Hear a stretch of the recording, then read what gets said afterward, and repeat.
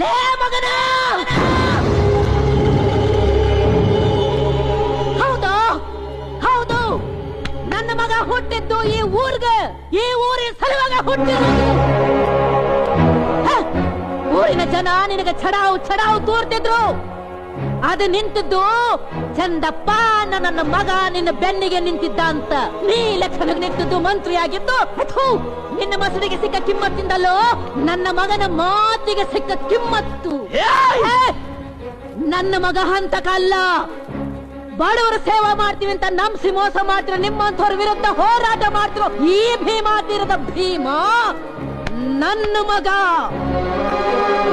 ಹೇ ಗೌಡ, ನಿನ್ನ ಮೈಯಾಗ ಚಲೋ ವಂಶದ ರಗತ ಹರಿತಿದ್ರ, ಅದು ಕುದೀತಿದ್ರು. ನೀನು ಗಂಡಸ ಅನ್ನೋದು ನಿನಗ ನಂಬಿಕೆ ಇದ್ರ ನನ್ನ ಮಗನ ರುಂಡ ತಂದು ಒಜ್ಜೋ, ಆಗ ನಿನಗ ನಾ ಹೇಳ್ತೀನಿ. ನಾ ಏನೋ ನಿನಗೆ ಹೇಳುದು, ನಿನಗ ಗುರ್ತಾಗತ್ತ ಅವ ಊರಿಗೆ ಹುಟ್ಟಿದವನು ಇಲ್ಲ ಒಬ್ಬರಿಗೆ ಹುಟ್ಟಿದವನು ಅಂತ.